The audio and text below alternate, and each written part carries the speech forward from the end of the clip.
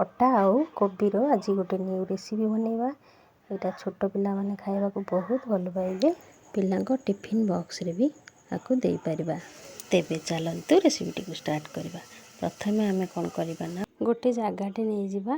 गोटे गिना नबा आमे अटा आ गोटे गिना नबा आमे मैदा। एबे दबा सेथे हाफ चामच लूण आउ 2 चामच तेल। तापरे आकु भल भाबरे गोळे नबा अटा आउ मैदा तेल लूण सब भलरे गोळे नबा। एमती मुठा करबा। जदि मुठा भलसे हे जाउथबो एटा खास्ताटा हे जाइछि हमर। तापरे पानी देकी आकु चकटी नेकी 5 मिनिट पे रेस्ट करिया छाड़ दबा। एपटे गोटे कड़ाई मु नेछि सेथिरे फास्ट दबा जीरा। जीरा फुटी गले एथिरे पकेबा प्याज। गोटे बड़ प्याज पकेबा एथिरे। प्याज को टिके भाजी हे गले अदा रसुण छेचिक रखितबा ताकू पके दबा। एबे आकु आउ टिके भाजीबा। गोटे बड़ साइज रो टमाटो पकेबा ताकू भाजी नबा। तापरे बंधा कोबी की काटिक रखितबा ताकू पकेबा। एबे एथिरे देली हळदी गुंड लंका गुंड गरम मसला आउ मैगी मसला थिले ताकू भी पकेबे। लूण स्वाद अनुसार देबे। एबे सब को भल भाबरे गोळे नबा। आकु हाई फ्लेम रे भलरे भाजीबा घोड़ेबानी नहले कोबी एथिरे सिझी गले भल लागिवनी। देखो एटा हमर रेडी हे गला। एबे आउ गोटे कड़ाई बसेकी सेथिरे आमे 4 रु 5 चमच तेल दे दबा। तेल तातला समय रे आमे एपटे एगुडा सब तैयारी करबा। फास्ट आमे अटा गुडा को एमती गोल गोल कर दबा।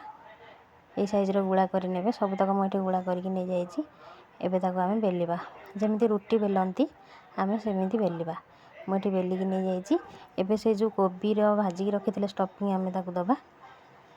एटी भल लगी 2 चामच करिकि देबे नहले एटा भल लागिबनी खाइबा पई। एबे आमे जेमती मोमो तैयारी करछे से भଳି आमे एटा को तैयारी करबा। देखंतु म एमती जेमती तैयारी करछे सेमती तैयारी करबे। एबे जो बळका अटाटा बाहरला ताको आमे काढी आनबा। काढी कि छिंडेकी रखि दबा। एबे ताको हाथ रे टिके प्रेस कर दबा। एबे हमर हे गला देखो ए भଳିया सब गुडी को आमे कर नै जिबा। मैं ठीक करिकि नै जाइछि।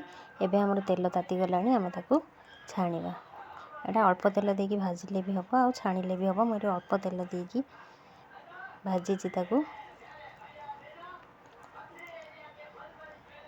गोल्डन कलर हला जाके भाजीबा आमे। गैस बेसी हाई फ्लेम रे देबेनी। एबे एटा हे गलानी देखो। एपट सेपट करिकि ताको सब पट ब्राउन कलर हला जाके आमे ताको भाजीबा। एटा आमे खाली अटा नै परिबा आ खाली मैदा भी नेले हबो। मु एठी अटा मैदा मिसेई नैछि।